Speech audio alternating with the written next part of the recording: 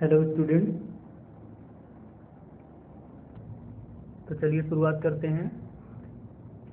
Unsolved solution हम लोग कर रहे हैं। अनसॉल्व सॉल्यूशन में हम लोगों ने सेट एक कंप्लीट कर लिया है। अब हमारी बारी है कि हम सेट नंबर 2, अनसॉल्व का सेट नंबर 2, जिसका पेपर कोड है 324 EY को हल करेंगे। तो चलिए शुरुआत करते हैं। देखिए, सबसे पहली बात तो हम लोग गणित हल कर रहे हैं। ठीक है, गणित का है, ये सेट नंबर 2 है।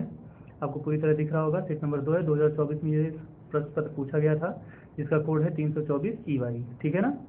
सबसे पहली सवाल लिखा है, बहुविकल्पी सवालें हैं। बहुविकल्पी सवालों में हमें सबसे पहली सवाल है आव्यूह से। ठीक है ना। सवाल हमसे क्या कह रही है? सवाल कह रही है कि एक वर्ग आव्यूह है। क्या कह रहा है? यदि ए एक वर्ग आव्यूह है, यदि ए एक क्या है, वर्ग आव्यूह है, और ए स्क्वायर बराबर ए होता है, तो आई प्लस ए का होल क्यूब माइनस 7a की वैल्यू क्या होगी? तो हम लोग जानते हैं ना क्या, ए प्लस आई का होल क्यूब उन्होंने लिखा है, ए प्लस आई का whole cube. A plus I का क्या लिखा है उन्होंने? Whole cube. A plus I का होल क्यूब करेंगे तो क्या मिलेगा? सबसे पहले मिलेगा ए क्यूब प्लस क्या मिलेगा? आई क्यूब। ठीक है, फिर क्या मिलेगा? Plus 3ai। ठीक है, फिर ब्रैकेट में ए प्लस आई मिलेगा। ठीक है, फिर क्या करेंगे हम लोग?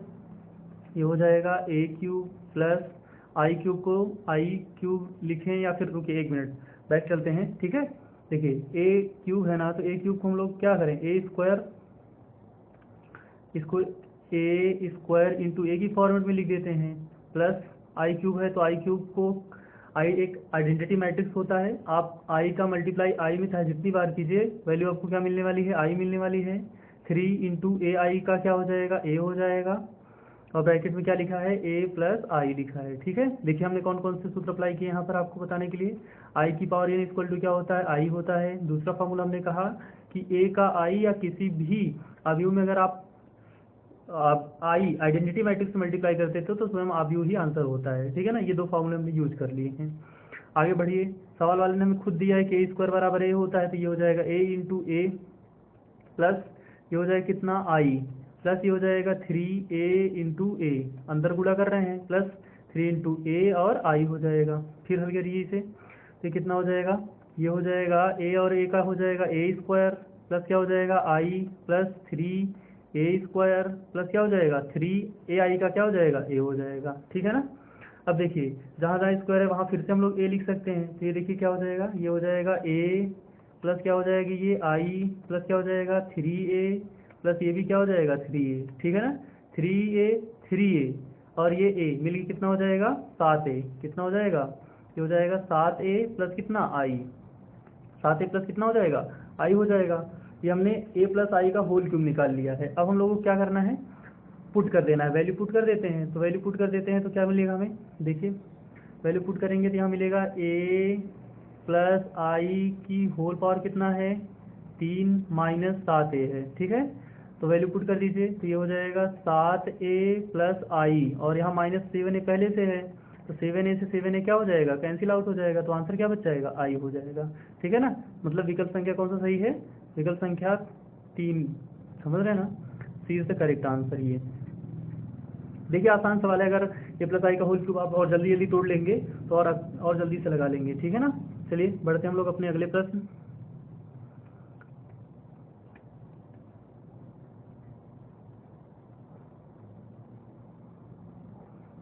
अगले प्रश्न की ओर देखिए, प्रश्न संख्या 2।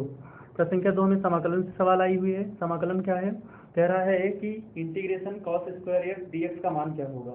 Cos square x, sine x का समाकलन आप पढ़े हैं, कॉस एक्स का समाकलन पढ़े हैं, लेकिन स्क्वायर का समाकलन नहीं पढ़ा आपने। तो स्क्वायर का समाकलन करने के लिए हमें कौन सा फॉर्मूला यूज करना पड़ेगा? कॉस 2x का। कौन सा फार्मूला यूज करना पड़ेगा? cos 2x का। देखिए cos 2x का फार्मूला क्या होता है? cos 2x का फार्मूला होता है cos square x minus sine square x, ये पहला फार्मूला है।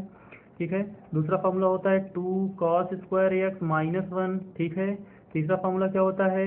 1 माइनस 2 साइन स्क्वायर एक्स। ठीक है, हमें क्या निकालना है? cos स्क्वायर एक्स की वैल्यू निकालनी है, तो पहले वाले फार्मूले से भी नहीं निकाला जा सकता, थर्ड वाले से भी नहीं निकाला जा सकता, तो हम लोग इस वाले फार्मूले का यूज करेंगे। ठीक है, एक को ट्रांसपोज कर देंगे, फिर दो को भी पक्षांतर कर देंगे। मतलब देखिए, सोल्यूशन लिखते हैं, सोल्यूशन लिखेंगे तो क्या हो जाएगा? ये हो जाएगा आई बराबर इंटीग्रेशन कॉस स्क्वायर एक्स के लिए क्या हो जाएगा? कॉस स्क्वायर एक्स के लिए हो जाएगा 1 प्लस कॉस 2x, ठीक है, और अपान क्या हो जाएगा 2 हो जाएगा, ठीक है, इंटू क्या हो जाएगा dx हो जाएगा। कुछ नहीं करना है आपको, अलग अलग कर देना है। तो क्या हो जाएगा इंटीग्रेशन 1/2 dx प्लस इंटीग्रेशन 1/2 क्या कॉस 2x और dx। इंटीग्रेशन तो करने आपको आता है, तो बताइए 1/2 तो कांस्टेंट बाहर हो जाएगा, तो dx का इंटीग्रेशन क्या हो जाएगा x प्लस यहाँ क्या हो जाएगा बताइए, dx का इंटीग्रेशन क्या हो जाएगा x हो जाएगा, ठीक।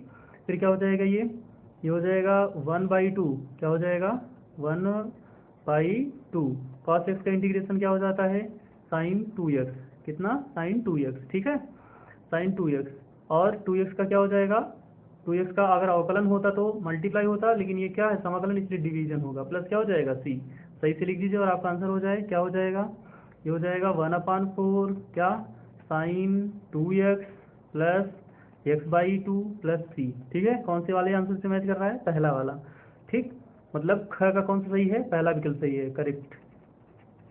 चलिए बढ़ते हैं अगले प्रश्न, प्रश्न संख्या कौन सी, ग की ओर। ग में हमसे क्या कहा गया है -i.i plus j.j minus k.k, ठीक है। हम जानते हैं ना i.i मतलब अगर हम लोग a.b निकालें तो क्या मिलेगा modulus of a modulus of b cos theta, समझ रहे हैं ना। अब देखिए i.i का मतलब a.a ही निकाल रहा है, वो क्या निकाल रहा है a.a का मतलब a.a का मतलब a का a से ही क्या डॉट प्रोडक्ट cos थीटा।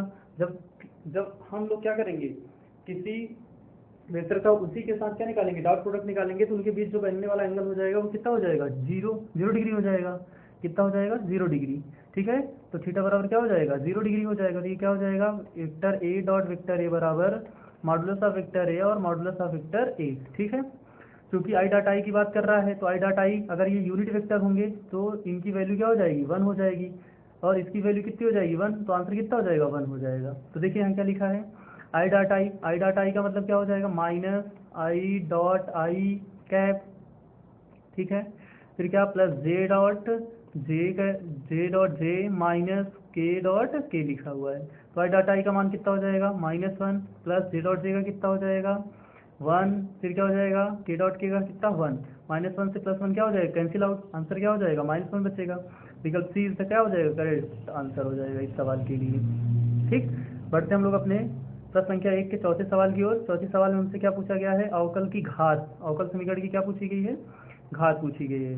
तो घात और कोटि दो चीजें पूछी जाती हैं। तो घात और कोटि कब पूछी जाती हैं, आपको एक अवकल समीकरण दिया जाएगा उसमें आपसे घात और कोटि पूछी जाएगी, क्या पूछी जाएगी घात और कोटि। तो ध्यान से देखिए अगर घात की बात करें, किसकी घात की बात करें और कोटि की बात करें, कोटि का मतलब होता है कि समीकरण कितनी बार अवकलित है, कितनी बार क्या है अवकलित है, ठीक। और घात का मतलब कि अवकलित समीकरण पर जो उसकी पावर होती है, अवकलित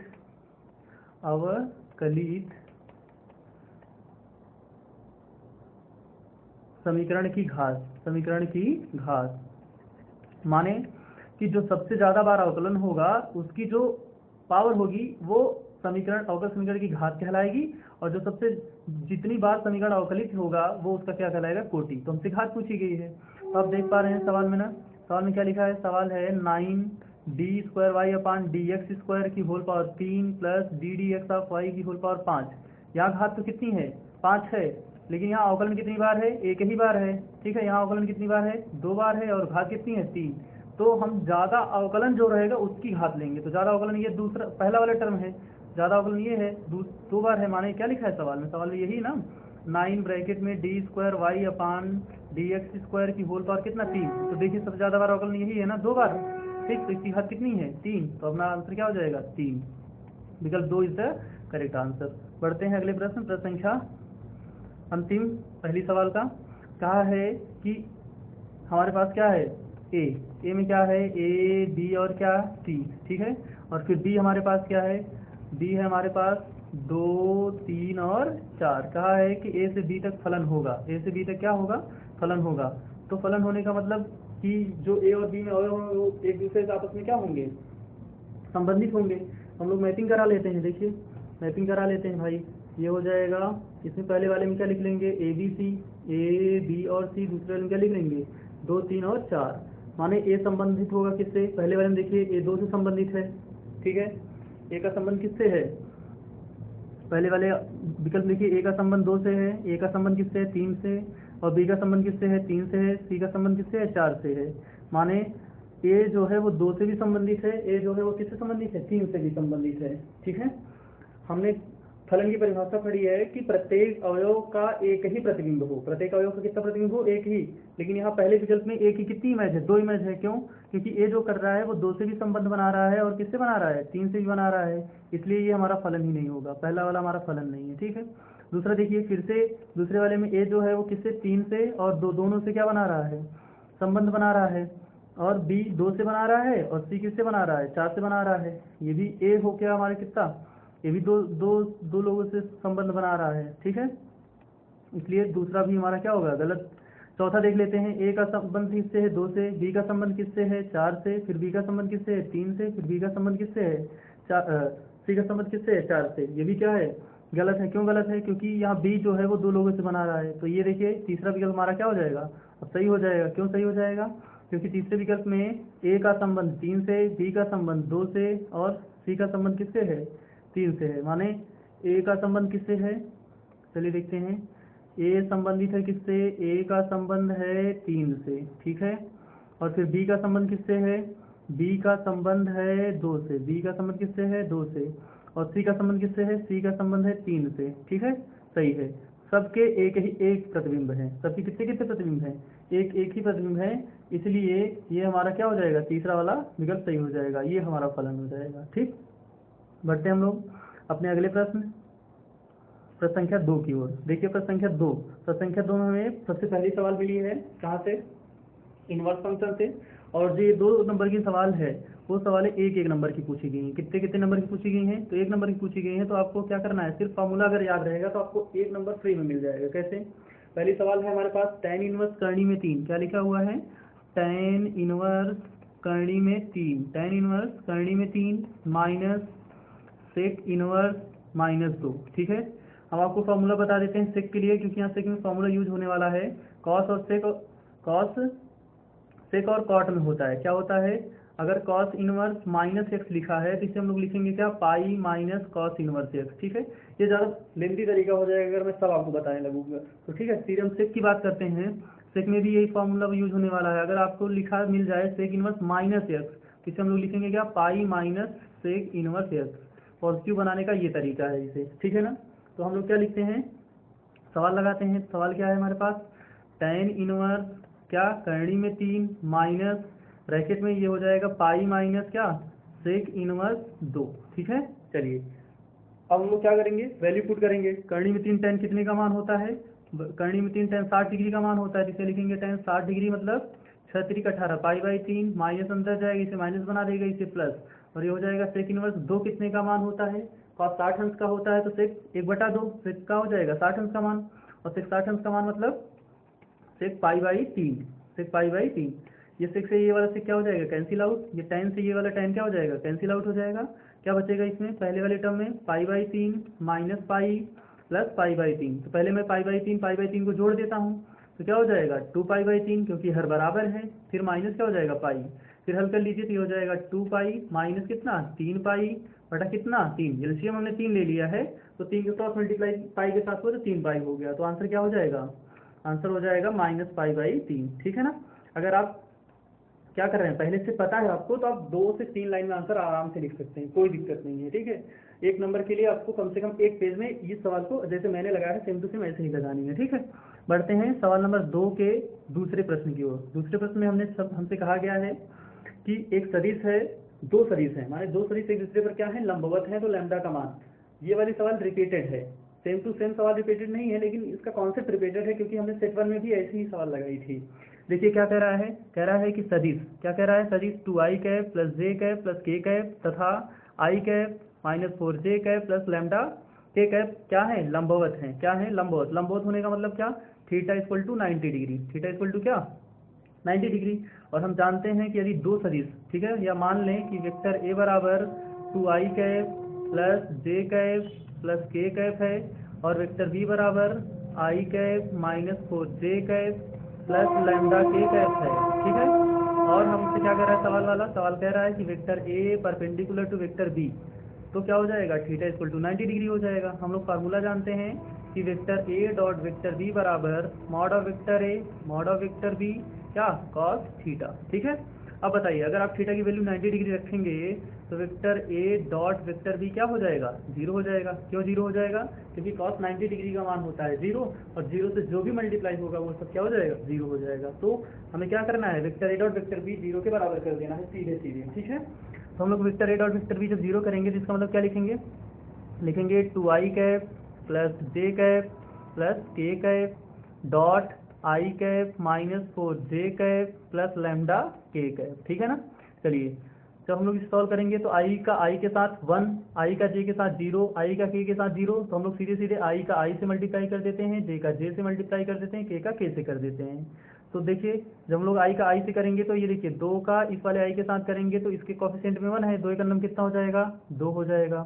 ठीक है, फिर प्लस माइनस क्या हो जाएगा, माइनस j का कोफिशिएंट 1 और इसमें -4 है तो इसलिए माइनस आ रहा है, 4 का नंबर कितना हो जाएगा 4 प्लस लैम्डा। ठीक, लैम्डा एक नंबर लैम्डा हो जाएगा क्योंकि के का कोफिशिएंट 1 है, दूसरी टर्म में लैम्डा है, इक्वल टू क्या हो जाएगा 0। तो 4 में से जब 2 को घटाइएगा तो कितना बचेगा, -2 प्लस लैम्डा इक्वल टू क्या 0, तो लैम्डा बराबर कितना हो जाएगा 2। ठीक है ना, ये रहा आपके प्रश्न संख्या 2 के दूसरे सवाल का आंसर। सवाल क्या है, 1 नंबर की ही पूछी गई है तो आपको उससे ज़्यादा लिखना भी नहीं है, कम से कम इतना तो लिखना ही है जिससे आपको 1 नंबर देने में उनको कोई हिचकिचाहट ना हो। चलिए बढ़ते हैं प्रश्न संख्या क्या, दूसरे के तीसरे की ओर। ठीक है, दूसरे में तीसरे की जो सवाल है वो प्रोबेबिलिटी से है, ये नई सवाल है, अभी तक सेट नंबर 1 में नहीं आई थी प्रोबेबिलिटी, इस तरह की सवाल नहीं आई थी, हालांकि हमने वहाँ प्रोबेबिलिटी की कम से कम 2 सवालें लगाई थी। तो यहाँ हमारे पास प्रोबेबिलिटी की क्या, ये प्रोबेबिलिटी की पहली सवाल मिल रही है जो सूत्र पर आधारित है। ठीक है, देखिए हमें दिया क्या क्या गया है, हमें दिया गया है पी ए, और क्या दिया गया है पी बी दिया गया है, और क्या दिया गया है पी ए इंटरसेक्शन बी भी दिया गया है। ध्यान से देखिए क्या है, पी ए की वैल्यू 0.6 है, पी बी की वैल्यू 0.3 है, और पी ए इंटरसेक्शन बी की वैल्यू क्या है 0.18। हमसे पूछा क्या गया है पी बी बाई ए। ठीक है, ध्यान से देख लीजिए, मैं आपको 2 फॉर्मूले यहाँ जल्दी से बताते हुए निकलता हूँ। आपसे यहाँ 2 प्रकार की सवालें पूछी जाएंगी। पहली प्रकार की सवालें आपसे पूछी जाएगी क्या, पी ए बाई बी। ठीक है, दूसरा क्या पूछा जाएगा आपसे, पी बी बाई ए। ठीक है ना, और आपको फॉर्मूला याद करने में कोई हिचकिचाहट नहीं होनी चाहिए, आपको ध्यान से और आराम से ये लिखना है कि जो आपसे पूछा जाए उन दोनों का इंटरसेक्शन अपान जो नीचे है वो नीचे। ठीक है, बी नीचे है तो बी नीचे, इसके लिए आंसर क्या हो जाएगा पी ए इंटरसेक्शन बी, फिर से लिख दीजिए, अपान क्या लिखिए पी ए लिखिए। ठीक है ना, समझ में आया कि नहीं, सूत्र आराम से याद कर लीजिएगा। क्यों, क्योंकि आपको बिना सूत्र के आप कुछ कर ही नहीं सकते, ये 1 नंबर की जो सवालें हैं वो सीधा सूत्र बेस्ड आती हैं, आपको सूत्र याद है तो सीधे लगेंगी, नहीं तो नहीं लगेंगी। ठीक है, तो हमको पी ए दिया है, पी बी दिया है, पी इंटरसेक्शन क्या दिया है बी भी दिया है। ठीक है, अच्छा एक फॉर्मूला और भी है क्या, कि पी ए यूनियन बी बराबर क्या होता है, P A plus P B plus P B. ठीक है, minus P A intersection B, ये आप समुच्चय में भी पढ़े थे, ये समुच्चय वाला फार्मूला है, बस पी आगे लिख करके प्रोबेबिलिटी दर्शाने के लिए ये लिखा गया है। ठीक है, अगर आपको क्या सब कुछ दिया जाए और इसमें से कोई एक ना दिया जाए तो ज्ञात करने के लिए ये फार्मूला भी लगा सकते हैं। तो ठीक है, हमें पी बी बाई ए पूछा गया है तो ज़्यादा समय नहीं लेते हैं, पी बी बाई ए के लिए फार्मूला लिखेंगे, P B by A equal to P A intersection B upon क्या पी बी। ठीक है, पी बी, चलिए पी ए इंटरसेक्शन बी की वैल्यू कितनी है 0.18 है, और पी बी की वैल्यू कितनी है 0.3 है। ठीक है, दशमलव यहाँ से उड़ाएंगे और यहाँ से भी दशमलव उड़ाएंगे, तो यहाँ 2 अंक बाद है, यहाँ 1 अंक बाद, यहाँ नीचे क्या हो जाएगा 1 0 बढ़ जाएगा, मीन्स क्या हो जाएगा 18/30। ये तो कैलकुलेशन है, आप इसे अपने हिसाब से भी कर सकते हैं। ये हो जाएगा कितना 6 तिरिक 18, 6 पंजे 30, ये रहा आपका आंसर। चलिए बढ़ते हैं दूसरे के घ के बाद घ की तरफ। ठीक है, देखिए दूसरे का घ जो है वो है सवाल कहाँ से, ये है डिफरेंशियल इक्वेशन से। ठीक है, मतलब अवकल समीकरणों के हल से। ठीक है, अवकल समीकरणों के हल से कम आपसे 2 से 4 सवालें पूछे जाने वाली हैं, कोई दिक्कत नहीं है। हम किसी दिन इसके एक टॉपिक पर चर्चा करेंगे, उस दिन आपको ये जरूर सिखा देंगे कि व्यापक अवकल समीकरणों को कैसे हल करते हैं। ठीक है, ये सवाल कैसे, ये सवाल है हमारे पास dy by d x equal to 2 + y upon x + y। ठीक है, इस सवाल को लगाने का जो मेथड होगा वो होगा वेरिएबल सेपरेबल मेथड। क्या होगा, वेरिएबल सेपरेबल मेथड। ठीक है, वेरिएबल सेपरेबल मेथड का मतलब है कि चरों को एक तरफ करके सवाल को क्या कीजिए, लगाइए। एक्स वालों को एक तरफ कर दीजिए, वाई वालों को एक तरफ कर दीजिए। तो हम लोग क्या करते हैं, 2 + y को इस पार लेके आते हैं, ठीक है, पक्षांतर कर रहे हैं। तो क्या हो जाएगा, यहाँ dy है रहने देते हैं, और y वाले को उठा के इस पार लेके आएंगे तो भाग हो जाएगा, इक्वल टू dx का यहाँ मल्टीप्लाई हो जाएगा, अपान क्या लिखा है, x - 2 लिखा है, रहने देते हैं, कोई दिक्कत नहीं है। चलिए अब क्या करेंगे, इंटीग्रेशन कर देते हैं दोनों पक्षों में, ठीक है। क्या लिखेंगे, दोनों पक्षों में समाकलन, दोनों पक्षों में क्या करने पर, समाकलन करने पर। चलिए दोनों पक्षों में समाकलन कर देते हैं। अब दोनों पक्षों में जो समाकलन कर देंगे तो क्या हो जाएगा, ये इंटीग्रेशन dy अपान 2 + y, ठीक है, equal to integration 1 upon x - 2 dx। आप इसे 1 अपान के रूप में फॉर्म में उसे भी लिख सकते हैं, कोई दिक्कत है नहीं, ठीक है। तो अच्छा ये बताइए क्या हो जाएगा, ये हो जाएगा log 2 + y, ठीक है, इक्वल टू यहाँ क्या हो जाएगा log x - 2, ठीक है, प्लस c आता है। लेकिन अगर दोनों पक्षों में log आ रहा है तो आपको यहाँ क्या लिखना पड़ेगा, log c लिखना पड़ेगा। ये तरीका है, ये रूल है व्यापक समीकरणों को हल करते समय, अगर दोनों पक्षों में log आ रहा है तो आपको c नहीं log c लिखना पड़ेगा, ठीक है ना। अब क्या हो जाएगा, अब ये हो जाएगा कितना, हम लोग यहाँ लिख सकते हैं इसे log ब्रैकेट में 2 + y इक्वल टू, यहाँ हो जाएगा log m × n, तो ये हो जाएगा log ब्रैकेट में x - 2 × c, ठीक है। log से log क्या हो जाएगा, कैंसिल आउट हो जाएगा, ठीक है। तो आंसर हमारा क्या हो जाएगा, आंसर हमारा हो जाएगा 2 + y बराबर x - 2 × क्या, c, ठीक है। या तो ये आंसर है, या तो आप क्या कर सकते हैं, c को अकेला करके इसे इस पर भाग में लिख सकते हैं। आपका ये आंसर बेटर आंसर है, कोई दिक्कत नहीं है। बढ़ते हैं प्रश्न संख्या 2 के बाद, घर के बाद 2 के अंगर की ओर। 2 के अंगर में क्या है, 1 नंबर की सवाल है तो बहुत ज़्यादा लंबी सवाल नहीं है। हाँ ये है कि आपको क्या मेथड पता होने चाहिए सवालों को लगाने के, ठीक है। देखिए क्या कहा है, x और y के मान ज्ञात कीजिए। क्या कहा है, x और y के क्या ज्ञात कीजिए, मान ज्ञात कीजिए। मान ज्ञात करने के लिए हमें उन्होंने क्या क्या दिया है, x + y दिया है, और फिर क्या दिया है, x - y दिया है। तो सवाल को ज़्यादा लेंदी ना करते हुए x + y को हम समीकरण नंबर 1 और x - y को हम लोग समीकरण नंबर क्या मान लेते हैं, इसे समीकरण नंबर 2 मान लेते हैं। लिखते हैं समीकरण 1 और 2 को जोड़ने पर, क्या, समीकरण 1 व 2 को क्या करने पर, जोड़ने पर। जब जोड़ेंगे तो क्या बनेगा, जरा ध्यान से देखिए, जोड़ेंगे तो बनेगा x + y, ठीक है, plus x - y equal to, ये हो जाएगा कितना 7 0, ये हो जाएगा 4 और 5, प्लस यहाँ क्या हो जाएगा -3, और ये हो जाएगा 0, ये हो जाएगा 0, और ये हो जाएगा -3। ऐड कर दीजिए, ऐड करेंगे तो y से y क्या हो जाएगा, कैंसिल आउट हो जाएगा। ये y से y क्या हो जाएगा, कैंसिल आउट, यहाँ क्या बचेगा 2x बचेगा, इक्वल टू, ठीक है। साथ में -3 जोड़िएगा कितना हो जाएगा, 7 - 3 जोड़ेंगे तो 4, 0 में 0 जोड़ेंगे तो 0, 4 में 0 जोड़ेंगे तो कितना हो जाएगा 4, 5 में से 3 जोड़ेंगे तो कितना हो जाएगा, 5 से 3 जोड़ेंगे तो 2 हो जाएगा, -3 जोड़ रहे हैं, सॉरी, ठीक है। तो अगली लाइन हमारा आंसर क्या बनेगा, x को ट्रांसपोज करेंगे तो इधर भाग हो जाएगा। अवयव में प्रत्येक अवयव में गुणा होता है तो प्रत्येक अवयव में भाग भी होगा। तो 4 में जब 2 से भाग देंगे तो 2 हो जाएगा, यहाँ हो जाएगा क्या 0, फिर क्या हो जाएगा 4 में 2 से भाग देंगे तो 2, फिर 2 में 2 से भाग देंगे तो 1, x की वैल्यू आपको मिल गई, ठीक है। ये है x का मान। अब x का मान समीकरण 1 में रख दीजिए, लिखते हैं क्या, x का मान कहाँ, समीकरण 1 में रखने पर, 1 में रखने पर, ठीक है। कलर चेंज कर देते हैं, देखिए क्या हो जाएगा, x में रखेंगे तो क्या हो जाएगा, x हमारे पास क्या है, x + y बराबर क्या हमारे पास 7 4 0 और 5। चलिए इसमें रख दीजिए x का मान, तो ये हो जाएगा कितना 2 2 0 और कितना 1, प्लस कितना हो जाएगा y बराबर कितना हो जाएगा, ये हो जाएगा 7 4 0 और 5, ठीक है।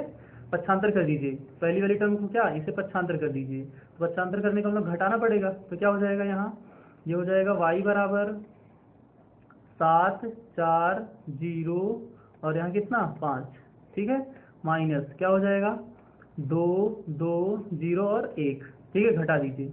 तो y की जो वैल्यू मिलेगी वो क्या मिलेगी, y बराबर हो जाएगा, आप यू में 7 में से 2 गया तो 5 0, ठीक है। फिर 4 में से 2 घटा देंगे तो कितना बचेगा, 4 में से 2 घटा देंगे तो 2 बचेगा, ठीक है ना। 4 में से 2 घटाएंगे तो 2 और 5 में से घटाएंगे तो 4, ठीक है। ये हो रहा दूसरे का अंतिम सवाल। ठीक है, 2 सवाल हमने कर लिए हैं अब तक। बढ़ते हैं अपने अगले प्रश्न संख्या 3 की ओर। सवाल नंबर 3 क्या है, कहा है कि सभी खंड कीजिए, और उन्होंने क्या दिया है, ए दिया है। ए हमारे पास कौन कौन है, ए हमारे पास है ए बी सी अवयव हैं। बी हमारे पास कौन है, बी हमारे पास अल्फा बीटा गामा है। कहा है बी से ए तक फलनों की संख्या। ठीक है, और इनके बीच एकाकी आच्छादक फलनों की क्या ज्ञात कीजिए, संख्या ज्ञात कीजिए। और सवाल है कितने नंबर का, सवाल है 2 नंबर का, और 2 नंबर लायक है भी, ऐसा नहीं है कि 2 नंबर लायक सवाल नहीं है। क्यों, क्योंकि आपसे जो पूछा गया है ना, वो इतना मिस्ट्री वाली चीज़ है कि आप बता नहीं सकते। फलनों की संख्या आपको निकालना बताया ही नहीं गया होगा, और अगर बताया भी गया होगा तो आपको ये नहीं बताया गया होगा एकाएकी आच्छादक फलनों की संख्या कैसे ज्ञात करें। ठीक है, तो देखिए हमसे उन्होंने क्या कहा है, पहले सवाल को थोड़ा सा अपनी तरह से क्या परिभाषित करते हैं। समुच्चय ए हमारे पास कितने अवयव हैं, ए बी और क्या सी। इसे लिखते हैं number of element in A equal to कितना, 3। फिर उन्होंने हमें क्या कहा है, समुच्चय बी हमारे पास, उन्होंने कहा है अल्फा बीटा और क्या गामा। ठीक है, अल्फा बीटा गामा, तो n B number of element in B बराबर कितना है, 3। ठीक है, हमसे इन्होंने 2 सवाल पूछी है। पहला, फलनों की संख्या बताइए बी से ए में, बी से ए में क्या, फलनों की संख्या, फलनों की संख्या। ठीक है, देखिए बी से ए में फलनों की संख्या अगर आपसे पूछी गई है, तो जिससे पूछी गई, जिस पर पूछी गई, बी से ए में, बी से ए, बी पर ए से, मतलब बी पर ए से, तो बी पर ए फलनों की संख्या पूछी गई, तो उसे कैसे लिखेंगे, number of element in B, number of B से ए पर, नंबर ऑफ एलिमेंट ए की power number of element B. ठीक है, माने ए में कितने अवयव हैं, 3, और बी में कितने अवयव हैं, 3, तो 3 3 का 9 3 27, माने फलनों की संख्या कितनी हो जाएगी, 27। आप ये समझिए कि क्या, जिससे जिस पर पूछा जाएगा, जिस पर पूछा जाएगा वो नीचे, जिससे पूछा जाएगा वो ऊपर। बी से ए पर, तो ए पर ए नीचे हो गया, बी ऊपर हो गया। ठीक है ना, और हमसे क्या पूछा गया है, एकाएकी आच्छादक फलनों की संख्या। अच्छा, ये सब आपको अगर आपको सीखना है तो हमने यहाँ अपनी नोट्स का क्या ये एक भाग लगाया है। अच्छा, ये थोड़ा क्या हो गया, रोटेट होके लग गया है। अगर आप पढ़ना चाहें इसे आराम से पढ़ सकते हैं। देखिए यहाँ लास्ट में क्या है, फलनों की संख्या ज्ञात करने के लिए सबसे पहले तो ये पहला वाला फार्मूला है। ठीक है, अगर आप समझ पाए तो। ठीक है, कहाँ है, ये देखिए ये वाला पार्ट है, ये ठीक है। और एक ऐसी आच्छादक फलनों की संख्या ज्ञात करने के लिए ये लास्ट में है। बाकी सारे आच्छादक फलनों की संख्या कैसे ज्ञात कर सकते हैं आप, ये है एक ऐसी कैसे ज्ञात कर सकते हैं, ये है सम्मित संबंधों की संख्या ज्ञात करने के लिए इधर सब लिखा है, सब कुछ ज्ञात कर सकते हैं, कोई दिक्कत है नहीं। ठीक है, हमने नोट्स इसीलिए इसमें इंक्लूड कर दिया है ताकि आप क्या कर सकें, आसानी से देख सकें। हम तो सवाल पढ़ा ही रहे हैं। देखिए सवाल में हमसे क्या पूछा गया, दूसरा पॉइंट क्या है, आच्छादक फलनों की संख्या। क्या पूछा है, आच्छादक फलनों की संख्या। ठीक है, तो दूसरा पॉइंट यहाँ लगा रहे हैं, आच्छादक फलनों की, एक है कि आच्छादक फलनों की संख्या, आच्छादक फलनों की संख्या। ठीक है, एक है कि आच्छादक फलनों की संख्या क्या, देखिए ध्यान से, एक है कि आच्छादक फलनों की संख्या तभी ज्ञात की जा सकती है जब number of element in A, जब number of element in A equal to हो number of element in B. ठीक है ना, अगर ऐसा नहीं है तो आप एक ही आच्छादक फलनों की संख्या निकाल ही नहीं सकते।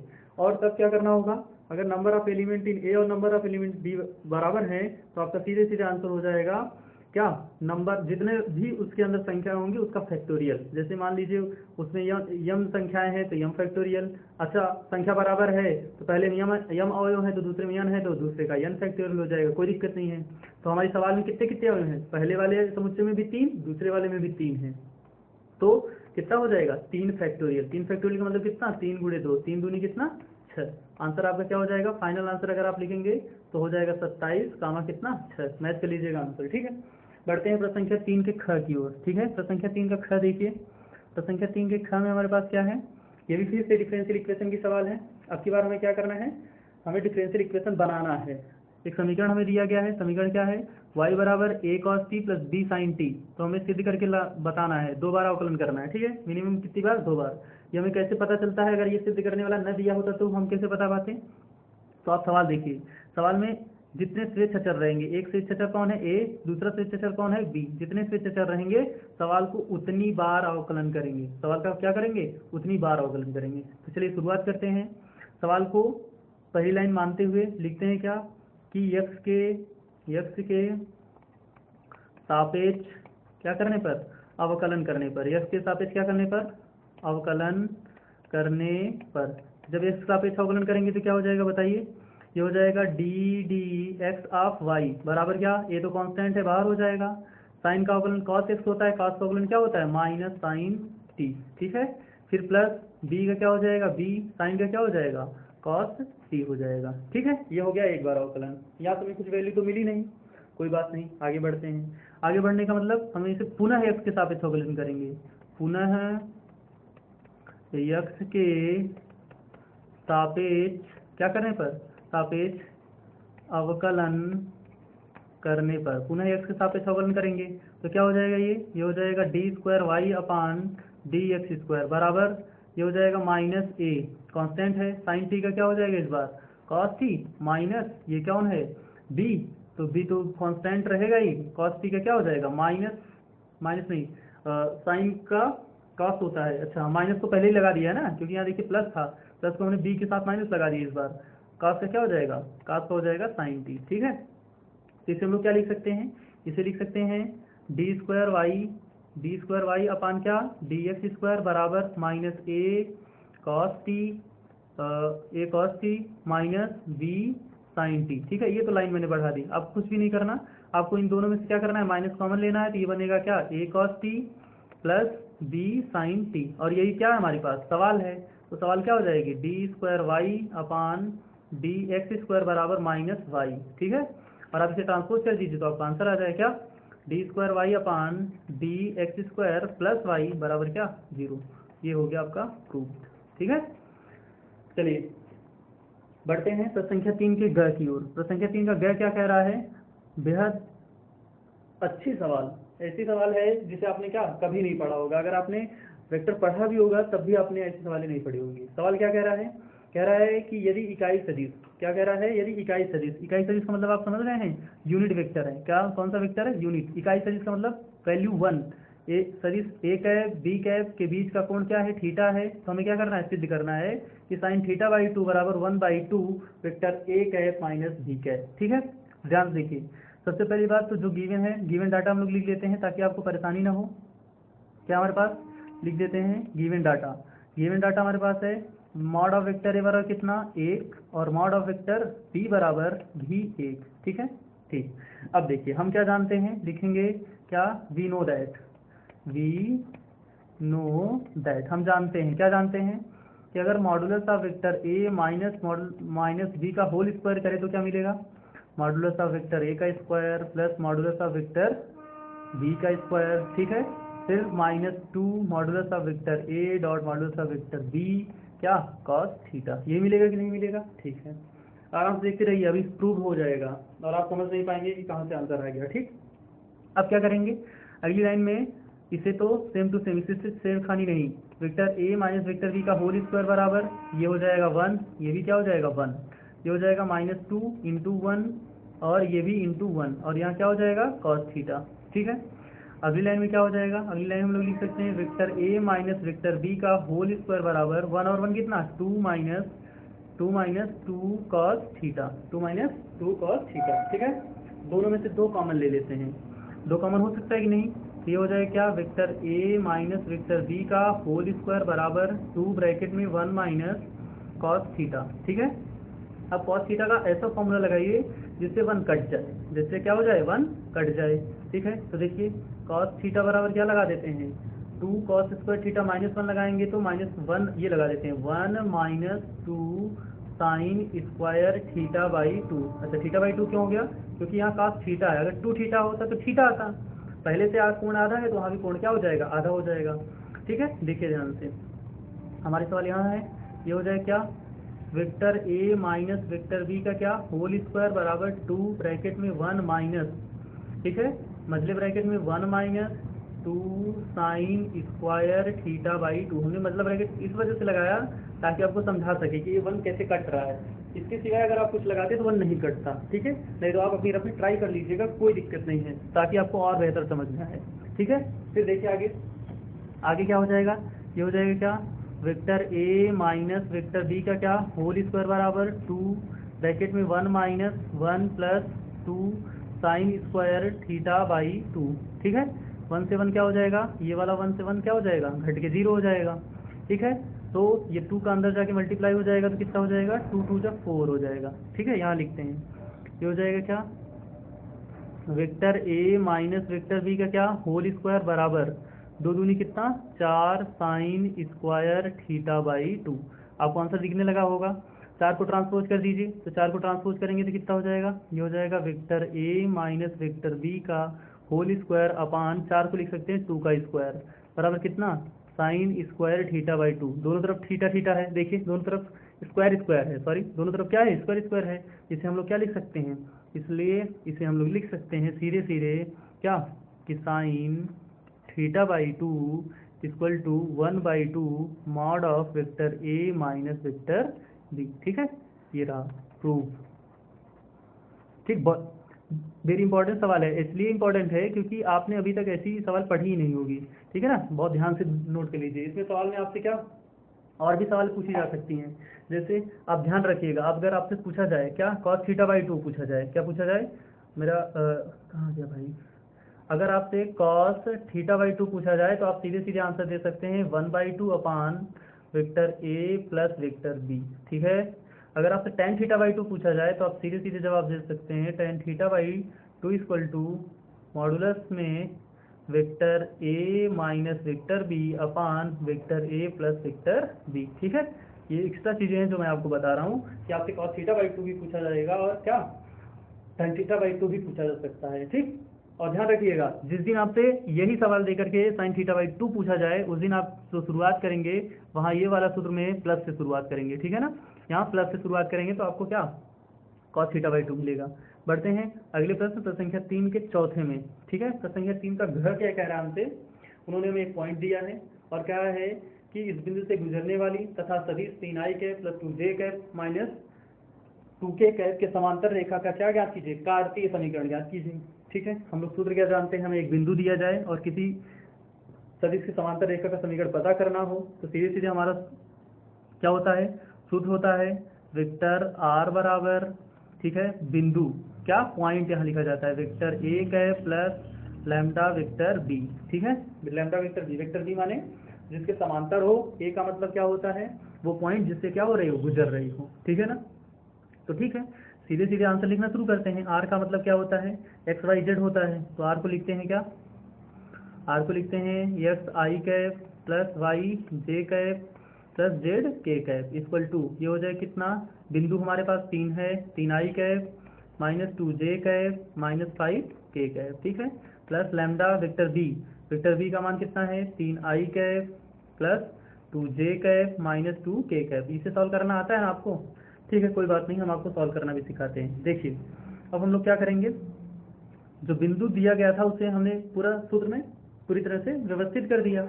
अब ये जो आपको पार्ट दिख रहा है, ये वाला part 3i cap minus 2j cap minus 5k cap, इसे क्या करेंगे ट्रांसपोज करेंगे।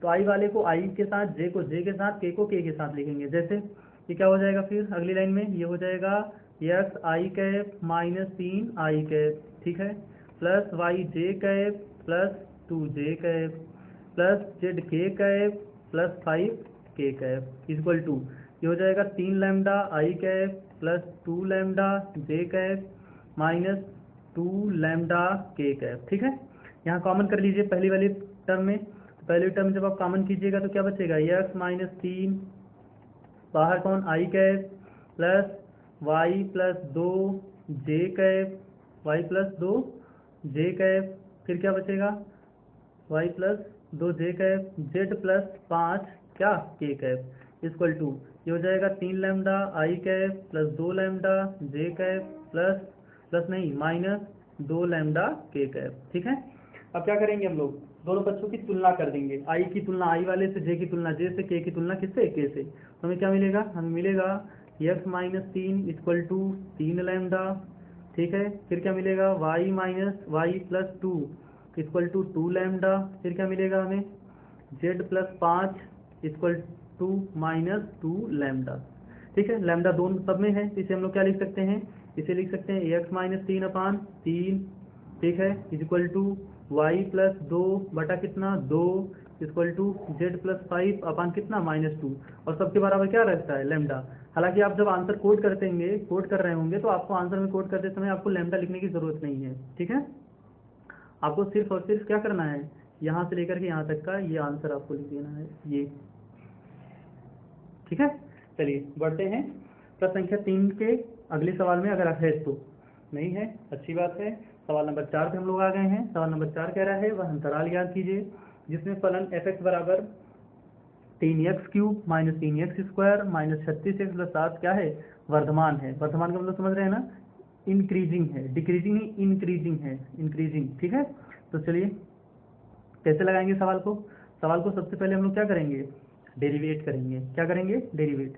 हमें दिया गया है, शुरुआत कहाँ से करेंगे, शुरुआत करेंगे f(x), क्या करेंगे, f(x) बराबर क्या, 3x³ minus 3x² minus 36x plus कितना 7। क्या लिखेंगे, x के सापेक्ष अवकलन करने पर तो ये क्या हो जाएगा, f(x) equal to 3 Trika 9x²। देखिए अब हम अवकलन करना आपको नहीं सिखा रहे हैं, क्योंकि हमें लगता है कि हम अगर बोर्ड का पेपर सोल्यूशन कर रहे हैं तो आपको अवकलन करने आता होगा, लेकिन फिर भी x पावर n का जो अवकलन होता है, x पावर n का जो क्या होता है, x पावर n का जो अवकलन होता है उसमें n आगे आता है और उसकी घात में से घट जाता है। ठीक है, वो सवाल मैंने लगाई, 3 आगे आया, 3 में मल्टीप्लाई हो गया, कितना हो गया, 9 हो गया, 3 में से घट गया तो कितना हो गया, 2 हो गया। फिर क्या लिखेंगे अब, माइनस, क्या लिखेंगे, माइनस। ठीक है, ये देखिए माइनस 3, अब 2 आगे आएगा, 3 दूनी कितना हो जाएगा 6, एक घात घट जाएगी, माइनस x का अवकलन कितना होता है, 1 होता है, सीधे लिख दिया। ठीक है, अब f' को क्या रखेंगे, 0 रखेंगे। क्या लिखेंगे, f' भैया तुम क्या हो जाओ, 0, तभी तो हमें पॉइंट्स मिलेंगे। तो एक हो जाएगा कितना, ये हो जाएगा 9x² माइनस 6x माइनस 36 बराबर क्या, 0।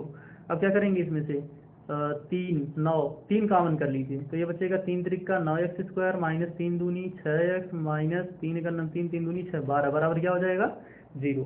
तो इसका मतलब हम लोग इसे क्या लिख सकते हैं, इसे लिख सकते हैं 3x² minus 2x minus 12 equal to क्या हो जाएगा, 0। ठीक, अब क्या, इसका फैक्टराइज कीजिए। अगर फैक्टराइज हो जाए तो ठीक है, फैक्टराइज हो जाएगा कि नहीं, 3 12 3 36, 36 का ऐसा खंड कीजिए कि घटाने पर आपको क्या मिले, 2 नहीं मिलने वाला। आपको क्या करना पड़ेगा, त्रिधराचार्य लगाना पड़ेगा। ठीक है ना, त्रिधराचार्य लगा दीजिए। कैसे, यहाँ हो जाएगा त्रिधराचार्य से, चलिए त्रिधराचार्य लगाएंगे तो क्या हो जाएगा, x बराबर माइनस बी होता है तो माइनस बी की वैल्यू माइनस है इसलिए प्लस 2 हो जाएगा, plus minus root under b², 2 दूनी 4 माइनस माइनस प्लस 4ac, 4 3 12, 12 12 में कितना 144, सही है कि नहीं, 4ac होता है ना, 4ac, a का मान 3 है और c का मान 12 है, माइनस 12 माइनस की वजह से वो प्लस हो गया है 144। ठीक है, अपान कितना हो जाएगा, अपान हो जाएगा 2/3 6, कितना हो जाएगा 2/3 2a, 2/3 कितना हो जाएगा 6। चलिए इसे सॉल्व कर लीजिए। अब इसे सॉल्व करेंगे तो आंसर क्या बनेगा, +2 प्लस रूट अंडर 144 में 4 जोड़ देंगे कितना हो जाएगा 148, 148। ठीक है, 4ac 4 ये 12 पर हम 144। ठीक है, अपान कितना हो जाएगा 2 हो जाएगा, अपान कितना हो जाएगा, कहाँ गया भाई पॉइंटर, यहाँ है, ये हो जाएगा कितना 6। ठीक है, अब देखिए 148 का फैक्टराइज करके बाहर निकालिए, तो 148 को फैक्टराइज करेंगे तो आपके सामने ही फैक्टराइज कर लेते हैं। क्या हो जाएगा,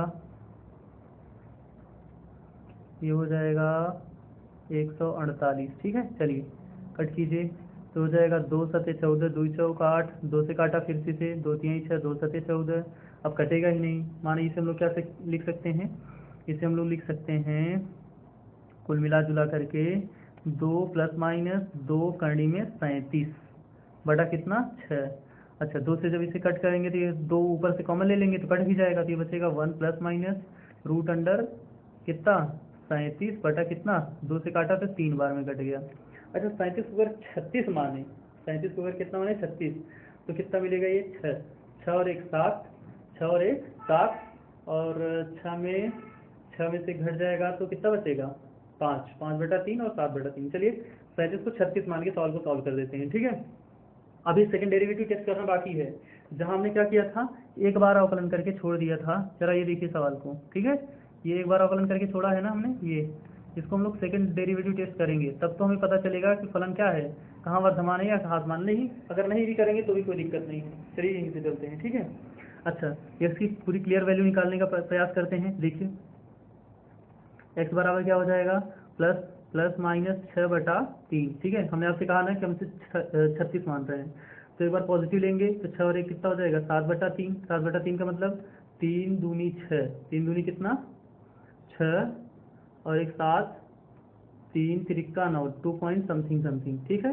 ये पॉजिटिव लेने पर है, कब जब पॉजिटिव लिया हमने। फिर क्या ले लेते हैं निगेटिव, निगेटिव लेंगे तो 6 में से 1 घट जाएगा तो -5/3। -5/3 का मतलब कितना हो जाएगा 3 एकन्नम 3, माइनस 3 एकन्नम कितना 3, और ये हो जाएगा कितना,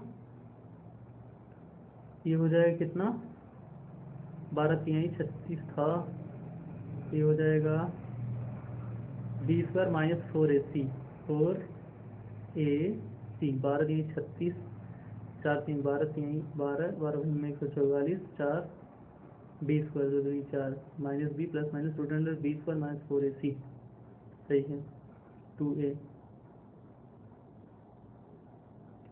तो ये हो जाएगा 3 एकन्नम 3 कितना बचेगा 2, 3 से कितना हो जाएगा 18, 1 पॉइंट कितना 66 समथिंग। ठीक है, तो अगली लाइन हम लोग इसे क्या बनाएंगे, संख्या रेखा बनाएंगे। क्या बनाएंगे, संख्या रेखा बनाएंगे। संख्या रेखा में दोनों संख्याओं को दर्शाएंगे, दोनों संख्याएं एक निगेटिव एक पॉजिटिव। तो अगर हम लोग यहाँ क्या ले लें, ये 0 ले लें तो पॉजिटिव में मिलेगा ये 2.3। ठीक है, इधर समथिंग समथिंग, और इधर क्या मिलेगा हमें, यहाँ ले लेते हैं -1 पॉइंट समथिंग समथिंग। ठीक है, तो यहाँ चिन्ह लगाना शुरू करेंगे दाहिने हाथ से। सबसे पहले कौन सा चिन्ह लगाएंगे, इधर प्लस, यहाँ क्या माइनस, यहाँ क्या लगाएंगे प्लस।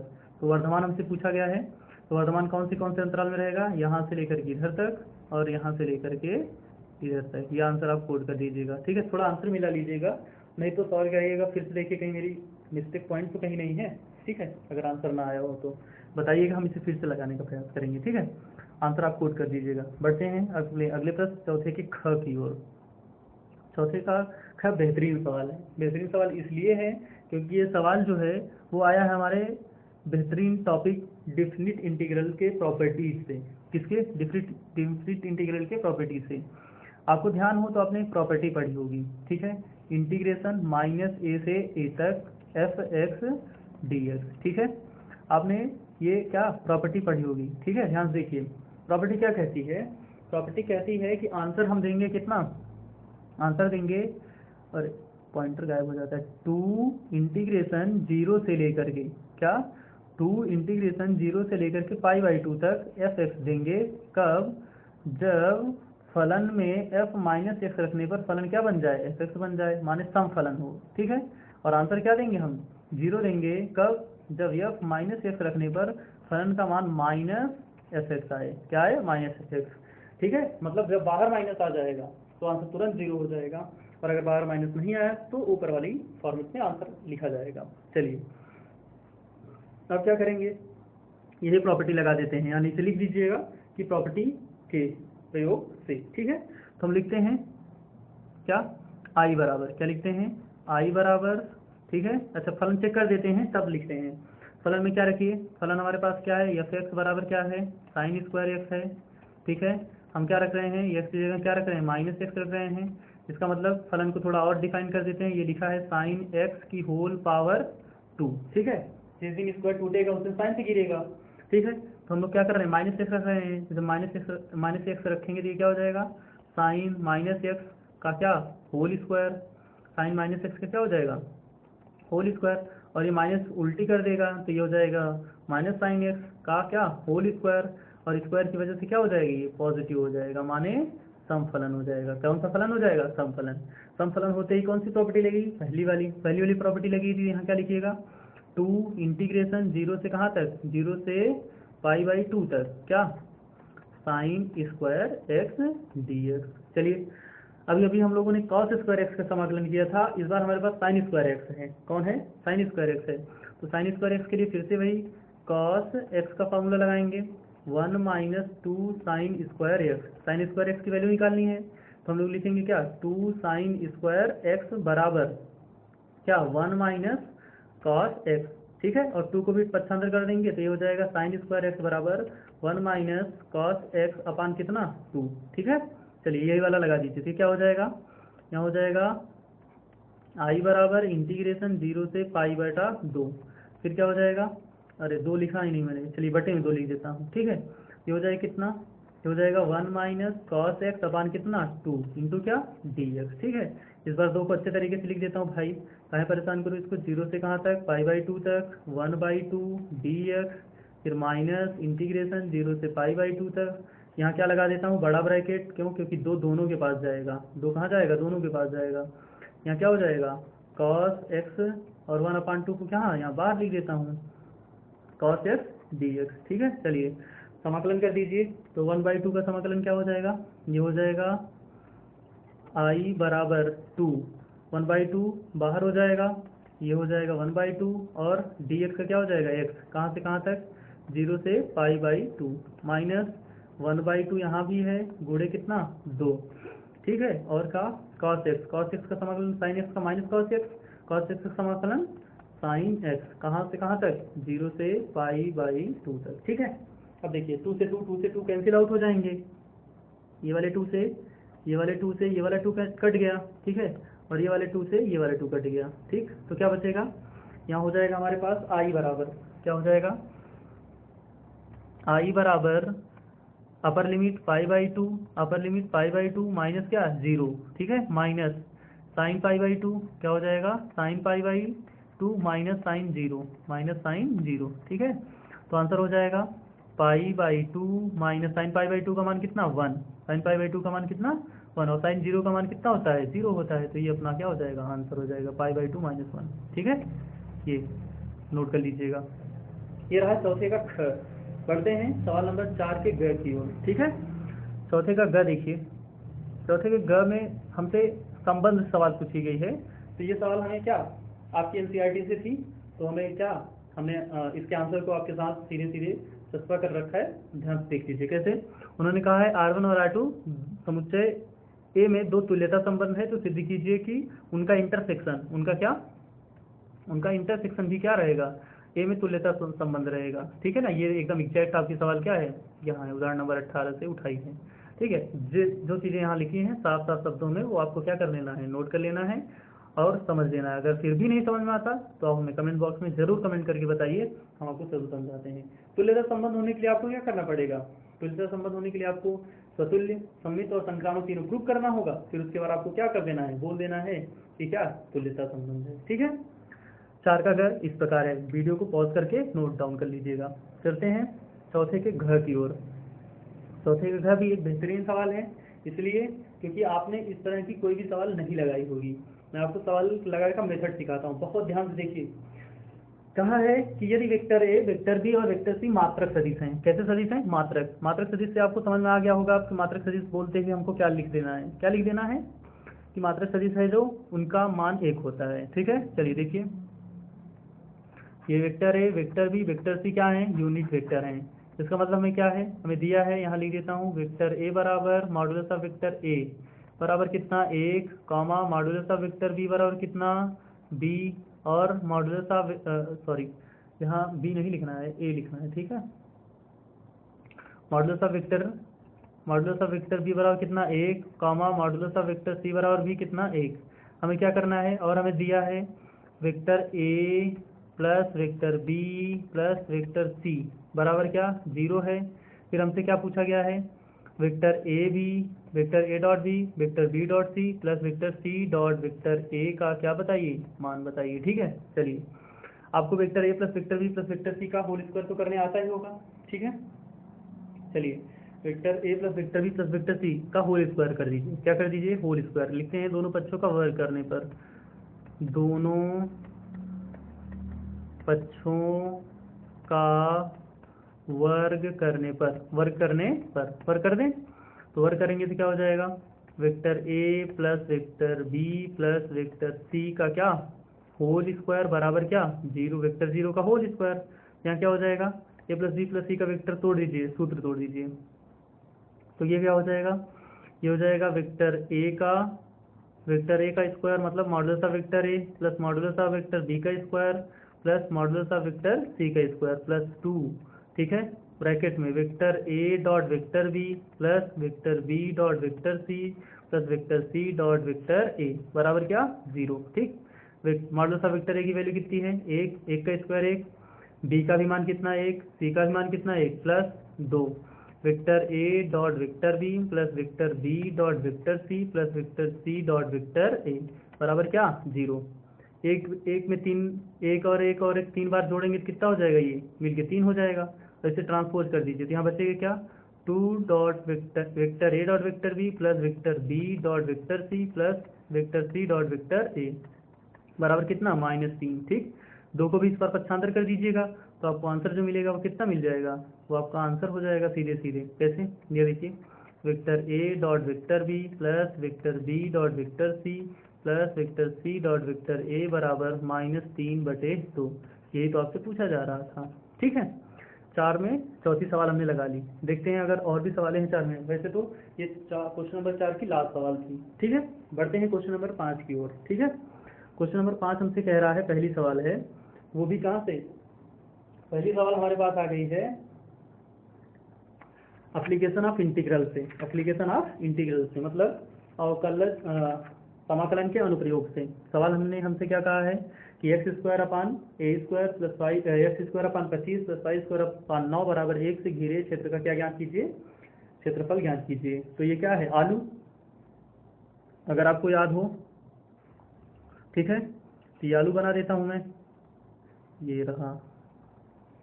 ठीक है, और ये आलू में ए की जो वैल्यू है a² बराबर कितना है 25, तो a बराबर कितना हो जाएगा 5 हो जाएगा। b² बराबर कितना है 9, तो b बराबर कितना हो जाएगा, b बराबर हो जाएगा 3। इसका मतलब आलू जो है वो एक अक्ष के क्या है, सिमेट्रिक है। तो ये जो कोऑर्डिनेट हो जाएगा वो क्या हो जाएगा, ये हो जाएगा 5,0। ठीक है, अगर यहाँ भी अगर आप लिखना चाहें y एक्सिस पर तो ये हो जाएगा 0,3। ठीक है, चलिए आपको क्या करना है, 4 से मल्टीप्लाई करते हुए एक स्ट्रिप का क्षेत्रफल निकालें, एक भाग का। ठीक है, वैसे इस वाले का निकाल लेते हैं, इस वाले का। ठीक है, इसी में 4 से मल्टीप्लाई कर देंगे तो चारों भाग का क्षेत्रफल हो जाएगा। ठीक है ना, अभी मेरा हाथ उतना पैर पे बैठता नहीं है। ठीक है, धीरे धीरे राइटिंग सुधर जाएगी, फिर चित्र करने लगेंगे। देखिए, अगर आप डायरेक्ट कभी कंपटीशन में बैठे हैं जहां आपको ये सवाल लगानी है तो इसके लिए फार्मूला होता है पाई ए बी। ठीक है, पाई ए बी मतलब पाई ए का मान कितना निकाला आपने 5 और बी का मान कितना निकाला 3, 5 3 कितना 15, पाई आपका क्या हो जाएगा, करेक्ट आंसर हो जाएगा। पाई अपान ए बी की पाई ए बी पाई/15। चलिए कन्फर्म कर लेते हैं लगा करके भी। ठीक है, अगर नहीं आया तो पाई अपान ए बी लिख लेंगे, कोई दिक्कत नहीं होगी। चलिए शुरुआत करते हैं तो ये क्या हो जाएगा, सवाल हमारे पास है x² 25। ठीक है, प्लस y² कितना 9 बराबर कितना 1। ठीक है, अब देखिए y²/9 को यहीं रोक लेते हैं, y²/9 यहीं रुक जाओ भाई तुम, तो ये हो जाएगा 1 माइनस x² अपान कितना 25। ठीक है, मीन्स इसे हम लोग अगली लाइन में क्या लिख सकते हैं, इसे लिख सकते हैं y² बराबर 9। ठीक है, ब्रैकेट में कितना 25 माइनस x² कितना 25। ठीक है, ये हो जाएगा। फिर हम लोग अगली लाइन में से और अच्छे से भी कितना लिख सकते हैं, y बराबर √, क्या लिख सकते हैं √, 9/25 को लिख सकते हैं 3/5 की होल पावर 2, की होल पावर कितना 2।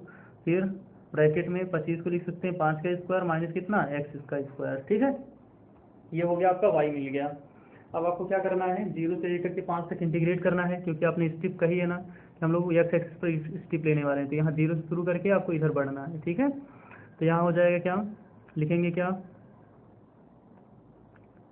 पॉइंटर ही गायब हो जाता है, लिखेंगे दीर्घ वृत्त का क्षेत्रफल बराबर। ठीक है, 4 मल्टीप्लाई, अगर नाम देना चाहें तो आप इसका नाम दे दीजिए OA और यहाँ B मल्टीप्लाई OAB का क्षेत्रफल, OAB का क्षेत्रफल। ठीक है, ये लिखने का एक तरीका हो सकता है। तो ये हो जाएगा 4 मल्टीप्लाई इंटीग्रेशन 0 से लेकर कहाँ तक 5 तक। ठीक है, आप स्टेप लिए हैं x का मान कहाँ 5 पर, तो यहाँ क्या लिखना पड़ेगा आपको y। ठीक है, चलिए वैल्यू लिखना शुरू करिए। अब क्या हो जाएगा, ये हो जाएगा सीधे a बराबर क्या हो जाएगा 4 इंटीग्रेशन 0 से लेकर के 5 तक, क्या 3/5 रूट से बाहर रूट अंडर, ये क्या हो जाएगा 5 का स्क्वायर माइनस x का स्क्वायर इंटू क्या dx। तो अगली लाइन में से हम लोग लिख सकते हैं 3/5, भाई तुम बाहर हो जाओ, इंटीग्रेशन 0 से कहाँ तक 5 तक, रूट अंडर 5 का स्क्वायर माइनस एक्स का स्क्वायर इंटू डी एक्स। ठीक है, अब देखिए ये हो गया हमारा क्या सूत्र बन गया, ए स्क्वायर माइनस एक्स स्क्वायर, ए स्क्वायर माइनस एक्स स्क्वायर। तो ए स्क्वायर माइनस एक्स स्क्वायर के लिए जो हमारा सूत्र बनेगा तो सूत्र लगा देते हैं। ठीक है, ए स्क्वायर माइनस एक्स के लिए जो फॉर्मूला बनता है वो क्या बनता है, कल हमने एक ऐसी सवाल वृत्त के लिए लगाई थी। किसके लिए लगाई थी, वृत्त के लिए। ठीक है ना, आपको याद हो तो वृत्त के लिए हमने लगाई थी। कलर थोड़ा चेंज कर लेते हैं, देखिए ये क्या हो जाएगा, फिर लिख रहे हैं एरिया, एरिया बराबर कितना 3/5 तो पहले से कांस्टेंट है, और समाकलन करेंगे तो क्या लिखते हैं x/2, फिर क्या रूट में वही माने 25 माइनस एक्स स्क्वायर। ठीक है, फिर क्या लिखते हैं प्लस ए स्क्वायर माने 5 × 5 = 25 बटा कितना 2। ठीक है, फिर क्या साइन इनवर्स एक्स अपान ए, एक्स बटा कितना 5। लिमिट कहाँ से कहाँ तक, लिमिट रहेगी 0 से लेकर के 5 तक। ठीक है, सीमा रख दीजिए और आंसर लिखिए, सीमा रखने के बाद आंसर आ जाएगा आपका। ठीक है, तो ये हो जाएगा कितना 3/5 पहले से है, ब्रैकेट में ये क्या हो जाएगा 5/2 रूट में 25 माइनस 5 का स्क्वायर 25।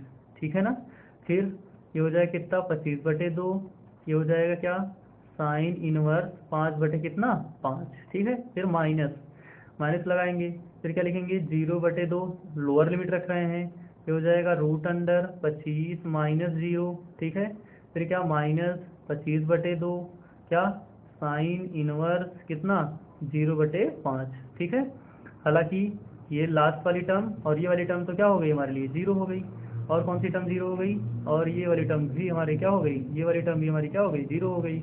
ठीक है ना, क्यों, क्योंकि 25 में 25 घट जाएगा तो 0 आ जाएगा। तो अगली लाइन क्या लिखेंगे 3/5 बाहर है। ठीक है, ये हो जाएगा कितना 25/2, 25 कितना 2, साइन इनवर्स 1, साइन इनवर्स 1 कितने का मान होता है π/2 का, कितने का मान होता है π/2 का, ये हो जाएगा हमारे पास कितना π/2। ठीक है, चलिए आगे चलते हैं।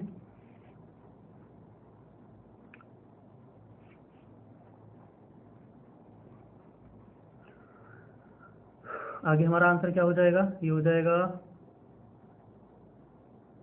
π/2 इज इक्वल टू, ये हो जाएगा 3/5 गुणे 25/2 गुणे 2 और कितना पाई, तो 5 से ये 25 कट जाएगा, ये 5 से कितना हो जाएगा 25। ठीक है, तो ये हो जाएगा 5 यहीं 15 पाई बटा कितना 4, 15 π/4। अच्छा ये गलती हो गई ना, गलती कौन सी हुई, ये देखिए ये वाला 4 हम लोग लिखना ही छोड़ दिए थे दूसरी लाइन से, कहाँ गया, अरे भाई पॉइंटर आ जाओ, ये देखिए ये वाला 4, ये देख पा रहे हैं आप, ये वाला 4 देखिए यहाँ लिखा हमने, फिर क्या इस वाली लाइन में यहाँ लिखा ही नहीं, यहाँ 4 लिखना था हमको। ठीक है, इसका मतलब हमें हर जगह 4 लिखना है, यहाँ भी 4 लिखना है गुणा करके, और यहाँ भी 4 लिखना है, माने यहाँ भी 4 गुणा में लिखना है, और यहाँ भी लास्ट वाली लाइन में भी 4 से गुणा करके लिखना है। तो यहाँ भी लास्ट में आप क्या करेंगे 4 से मल्टीप्लाई करेंगे तो आंसर कितना हो जाएगा 15 पाई, माने आप शॉर्टकट याद रख सकते हैं क्या π/AB। ठीक है, 5 का ख देखते हैं, 5 के ख की जो सवाल है वो एप्लीकेशन ऑफ डिफरेंशिएशन से है। एप्लीकेशन ऑफ डिफरेंशिएशन का मतलब क्या, अवकलज के अनुप्रयोग से। ठीक है, अवकलज का अनुप्रयोग क्या है, उन्होंने कहा है ऐसी दो संख्याएं याद कीजिए जिनका योगफल 6 और उनके घनों का योगफल न्यूनतम है। ऐसी कल सवाल हमने एक लगाई थी, अगर आप हमारी वीडियो ध्यान से देख रहे हैं तो आपको इस बार बोर्ड परीक्षा में कोई भी दिक्कत नहीं होने वाली है। हम हर तरह के सवालों का डिस्कशन कर रहे हैं, अभी आगे चल करके और भी अच्छे से आपके लिए काम किया जाएगा, जिसमें चैप्टर वाइज डिस्कशन भी किया जाएगा। ठीक है, तो मान लेते हैं, सबसे पहले हम लोग मान लेते हैं, क्या कर लेते हैं, माना क्या, माना दो संख्याएं यक्स व वाई हैं, यक्स और क्या है वाई हैं। सवाल की पहली शर्त क्या है, सवाल की पहली शर्त है उन दोनों का योगफल 6 है, एक्स प्लस वाई बराबर कितना 6। इसे हम लोग लिख सकते हैं क्या, तो वाई बराबर 6 माइनस एक्स, ये हो गया इक्वेशन नंबर फर्स्ट। ठीक है, दूसरी शर्त क्या रहा, उनके घनों का योगफल न्यूनतम है, घनों का योगफल न्यूनतम करना है। ठीक है, यहाँ लिख देते हैं दूसरी शर्त क्या है, घनों का योगफल को सम लिखते हैं इसलिए यस लिख दिया, और घन करना है x³ प्लस क्या y³, इसका न्यूनतमीकरण करना है। ठीक है, चलिए इसका अवकलन कर देते हैं। इससे पहले हमें क्या करना पड़ेगा, y की वैल्यू पुट करनी पड़ेगी, समीकरण को एक चर में बदलना पड़ेगा। तो शुरुआत करते हैं, यहाँ लिखते हैं s बराबर क्या एक्स क्यूब प्लस वाई की जगह क्या लिखेंगे 6 माइनस एक्स का क्या whole cube equal to x cube plus 6 छक 36 का 216 minus x cube A minus B का होल क्यूब तोड़ रहे हैं माइनस 6 3 कितना हो जाएगा 18x ब्रैकेट में 6 माइनस एक्स। ठीक है, अगली लाइन में क्या हो जाएगा एक्स क्यूब से ये वाला एक्स क्यूब क्या हो जाएगा कैंसिल आउट, तो यहाँ क्या हो जाएगा ये हो जाएगा 216 फिर माइनस 18 छक्का 18 छक्का 108 x minus minus plus 18 x square. ठीक है, यहाँ 18 छक्का 108 नहीं लिखा पूरा 108 एक्स। ठीक है, चलिए यस आ गया हमारे पास। ठीक है, तो अब यस को क्या करेंगे अवकलित करेंगे, एक बार अवकलन करेंगे दो बार अवकलन करेंगे। ठीक है, यहाँ लिखते हैं यस बराबर 18 x square minus 108 x plus 216 क्या लिखेंगे एक्स के सापेक्ष अवकलन करने पर, एक्स सापेक्ष अवकलन करेंगे तो ये हो जाएगा d d x of S equal to 18 दूना 36 एक्स माइनस 108 एक्स का अवकलन कितना हो गया 1 हो गया। आपको पता हो तो हमने पिछले सेट 1 में ऐसी सवाल कराई थी जिसमें हमने आपको कहा था कि आपको डी डी एक बार अवकलन करना है और उसे क्या रखना है 0 के इक्वल रखना है, तो हम लोग इसे 0 के इक्वल रख देते हैं। तो ये हो जाएगा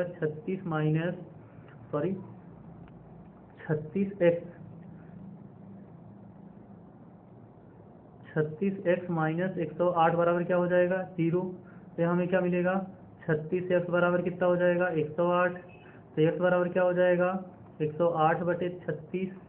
ठीक है, 36 3 कितना हो जाएगा 108, माने x की वैल्यू कितनी आ गई 3 आ गई। अगर x की वैल्यू 3 आई है तो सबसे पहले हम लोग ये चेक करते हैं कि 3 पर x बराबर 3 पर फलन उच्चिष्ट है कि निम्निष्ठ, न्यूनतम यही तो चेक करना है ना हमें। तो हमें क्या मिला था, हमें मिला था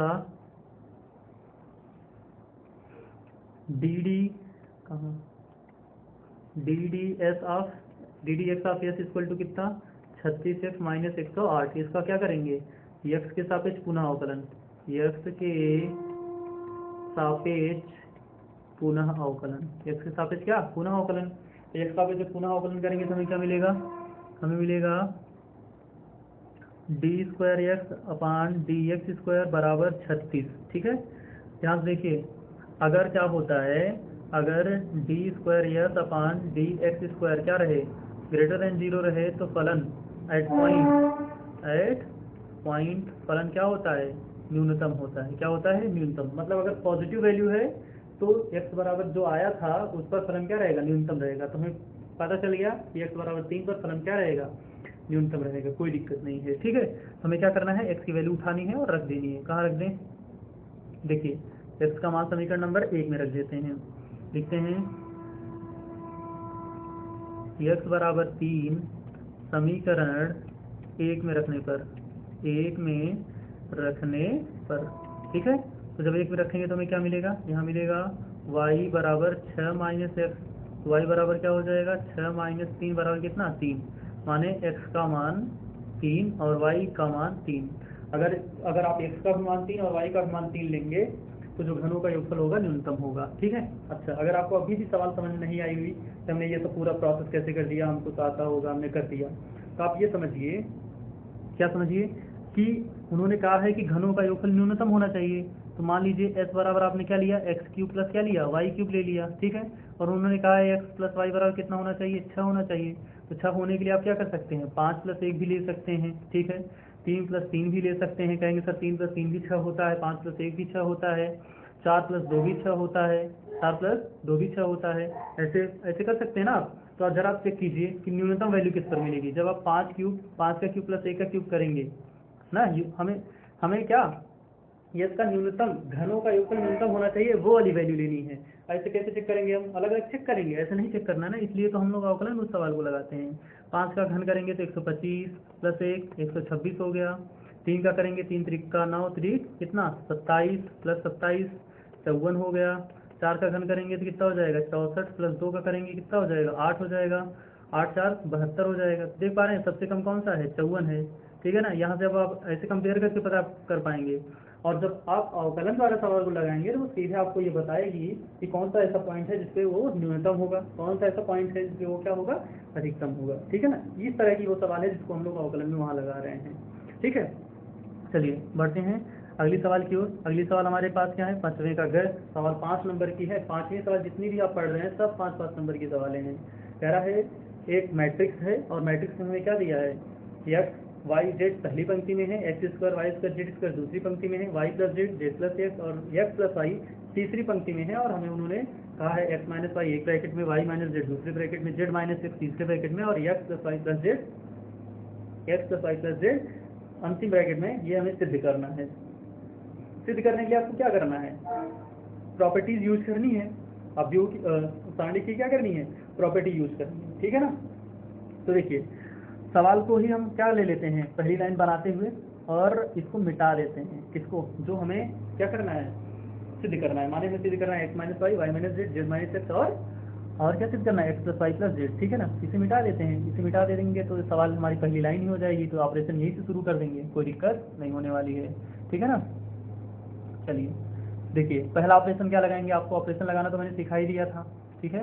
कैसे, R1 R2 R3 ये जोड़ना घटाना, ठीक है ना। देखिए सबसे पहले क्या कर देते हैं, R3 में वर्क करते हैं। कहाँ आकर वर्क करते हैं, R3 में, ठीक है ना। R3 में वर्क करते हैं। R3 में वर्क करेंगे तो क्या हो जाएगा,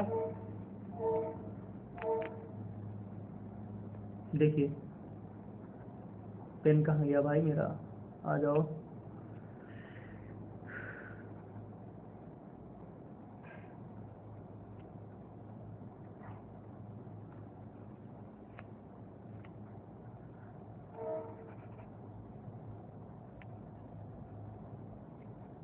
चलिए R3 में वर्क कर रहे हैं, किसमें, R3 में। और क्या लिख रहे हैं, R3 प्लस R1, ठीक है। R3 प्लस R1 तो क्या हो जाएगा, R3 प्लस R1 माने पंक्ति है, पंक्ति तीसरी पंक्ति में पहली पंक्ति को जोड़ रहे हैं। तीसरी पंक्ति में पहली पंक्ति को क्या कर रहे हैं, जोड़ रहे हैं। तो क्या हो जाएगा, हमें जो दूसरी लाइन मिलेगी वो क्या मिलेगी, दूसरी लाइन मिलेगी x y z, x square y square z square.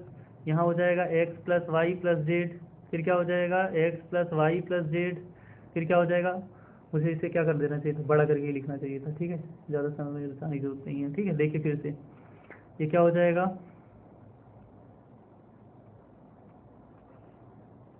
पहले एक्स फिर एक्स स्क्वायर फिर क्या एक्स प्लस वाई प्लस क्या जेड, फिर क्या यहाँ वाई स्क्वायर और यहाँ क्या x plus y plus z, फिर यहाँ क्या जेड, यहाँ जेड स्क्वायर, यहाँ क्या x plus y plus z, ठीक है। अब क्या करेंगे, R3 से x plus y plus z common लेंगे। R3 से x plus y plus z क्या कर लेंगे, कॉमन ले लेंगे। अच्छा एक लाइन इसके पैरेलल लिख देते हैं। तो x plus y plus z क्या हो जाएगा, कॉमन हो जाएगा। अब बचेगा जो वो लिख देते हैं, वो क्या बच रहा है, यहाँ बच रहा है एक्स, यहाँ बच रहा है वाई, यहाँ बच रहा है जेड, यहाँ बच रहा है एक्स स्क्वायर, यहाँ वाई स्क्वायर, यहाँ जेड स्क्वायर। यहाँ क्या बच रहा है, यहाँ बच रहा है 1 1 और 1, ठीक है। देखिए अब क्या करेंगे, अब क्या करते हैं, R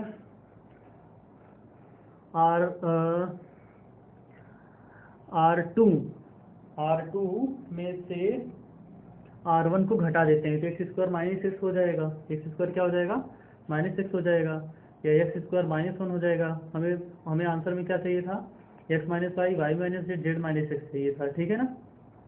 चलिए यहाँ कोई ज़रूरत नहीं है मैट्रिक्स में कि हमें अगर आर से लगा रहे तो आर से लगाते रहेंगे, कोई दिक्कत नहीं, जैसे मर्जी कैसे कीजिए, ठीक है। अब हम करते हैं कॉलम में, कहाँ ऑपरेशन करते हैं, कॉलम में। क्या लिखते हैं, कॉलम में ऑपरेशन करने के लिए लिखते हैं कि C1 में वर्क करेंगे, कहाँ वर्क करेंगे, C1 में वर्क करेंगे, लिखेंगे C1 माइनस C2। और कहाँ वर्क करेंगे, C2 में वर्क करेंगे, लिखेंगे C2 माइनस C3, ठीक है। चलिए आंसर को कहाँ कोड करेंगे, इस तरफ लिख रहे हैं। ये हो जाएगा क्या, x plus y plus z, भूल गए तो इसे ऐसे लिख देते हैं यहाँ x plus y plus z, ठीक है ना। X plus y plus z तो हमने कॉमन ले ही लिया था ना, ठीक है। देखिए अब क्या हो जाएगा, C1 माइनस C2 माने पहले वाले में क्या हो जाएगा, x माइनस वाई, ठीक है। फिर क्या हो जाएगा y माइनस जेड, यहाँ क्या हो जाएगा x square minus y square, यहाँ क्या हो जाएगा y square minus z square, यहाँ क्या हो जाएगा जेड, यहाँ क्या हो जाएगा जेड स्क्वायर। और यहाँ थर्ड वाली पंक्ति में क्या हो जाएगा, 1 में से 1 घट गया 0, यहाँ भी 1 में से 1 घट गया 0, यहाँ भी कितना हो जाएगा 1, ठीक है ना। ये हो गया। अब हम लोग क्या कर लेंगे, तीसरी पंक्ति के अलोंग हल कर लेंगे। तीसरी पंक्ति में प्लस माइनस प्लस आता है, क्या आता है, प्लस माइनस प्लस आता है, तो यहाँ क्या हो जाएगा, ये हो जाएगा इक्वल टू, क्या हो जाएगा, equal to x plus y plus z, ठीक है ना। ये हो गया, ये तो हमने कॉमन किया था, हल कर रहे हैं एक के अकॉर्डिंग। तो तीसरी पंक्ति वो रास्ता में छोड़ देंगे, तो हमें जो जो मिलेगा उसे लिख लेते हैं। क्या क्या मिल रहा है, हमें मिल रहा है ब्रैकेट में, ये है ब्रैकेट में एक्स माइनस वाई, ठीक है, और y square minus z square, ठीक है, फिर माइनस वाई माइनस जेड, और क्या मिल रहा है, और मिल रहा है x square minus y square, ठीक है। अब इसमें से जो कॉमन है उसे कॉमन ले लेंगे। यहाँ क्या हो जाएगा हमारे पास, ये हो जाएगा x plus y plus z. यहाँ क्या हो जाएगा, ये हो जाएगा, इसमें से एक्स माइनस वाई कॉमन हो जाएगा, ठीक है, और क्या कॉमन हो जाएगा, वाई माइनस जेड कॉमन हो जाएगा। तो बचेगा क्या, यहाँ वाई प्लस जेड बचेगा, माइनस यहाँ क्या बचेगा, एक्स प्लस वाई बचेगा, तो ये हो जाएगा एक्स माइनस वाई, ठीक है। ये हो गया बड़ा ब्रैकेट, वाई से वाई क्या हो जाएगा, वाई से वाई कैंसिल आउट हो जाएगा। यहाँ क्या हो जाएगा, यहाँ हो जाएगा x plus y plus z, x plus y plus Z,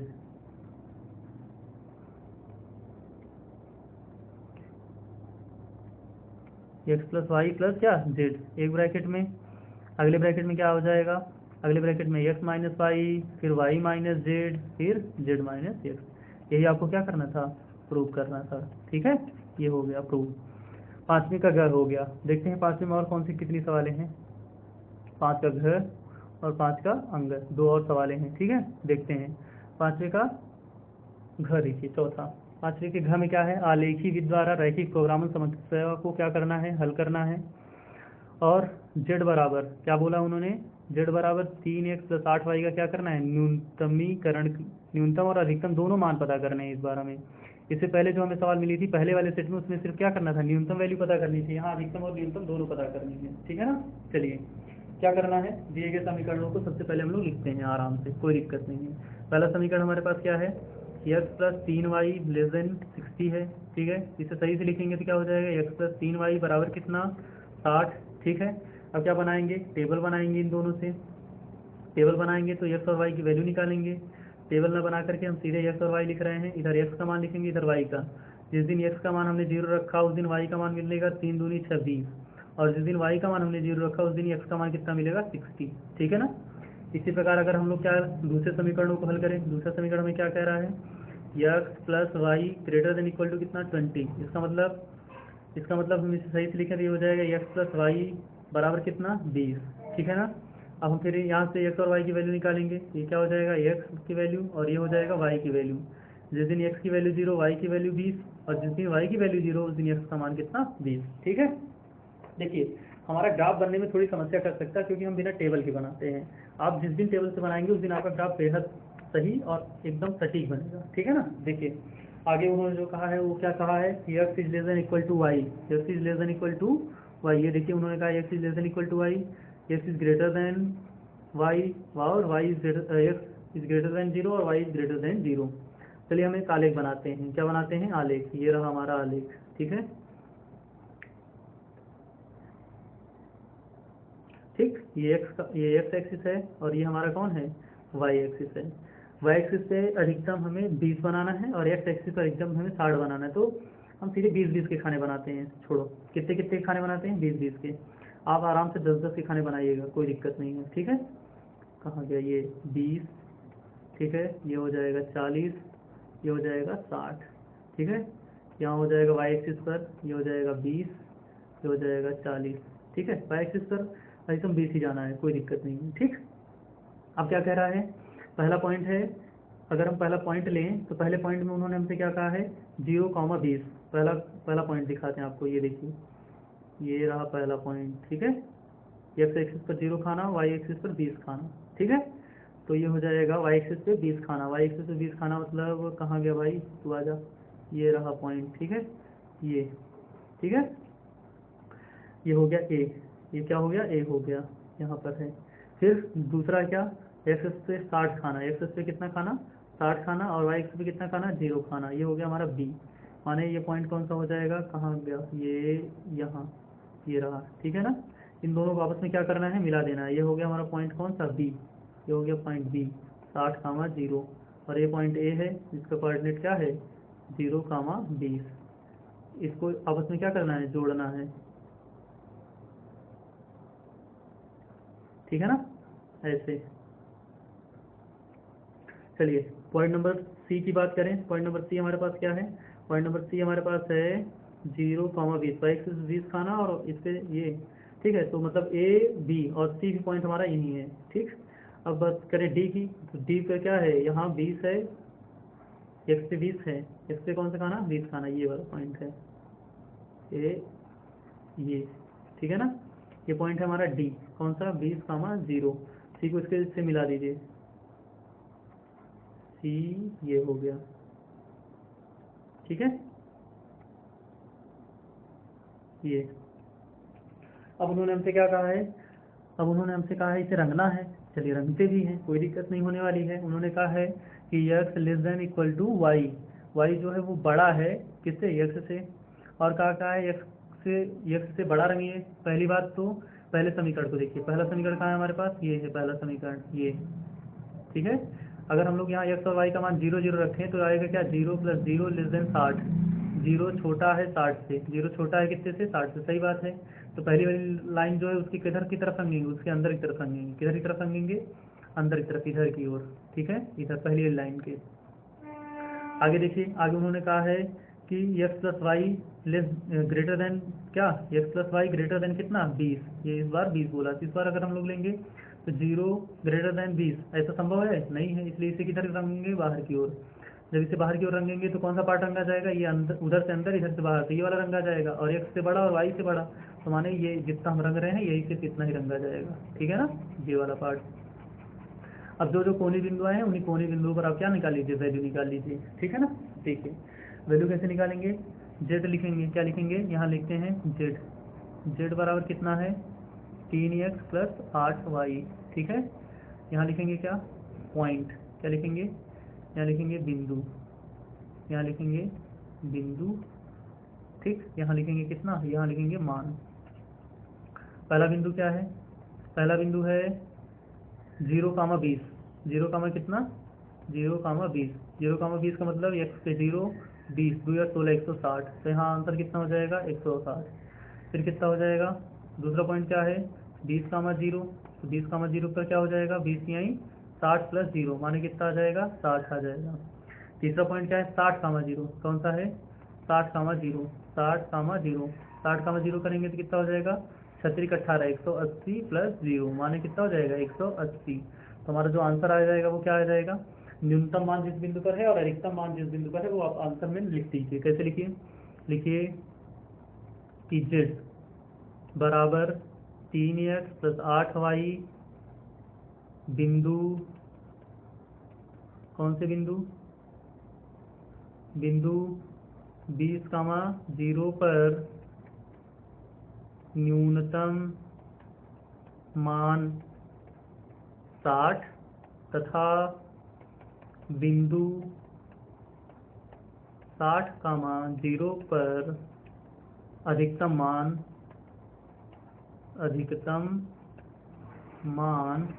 180 है, ठीक है ना। ऐसे आप आंसर कोड कर दीजिएगा।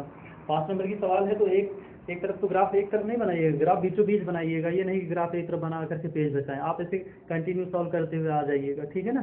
2 से 3 से पेज कम से कम इसमें लगनी चाहिए आपको ये पूरा प्रोसेस करने में, ठीक है ना।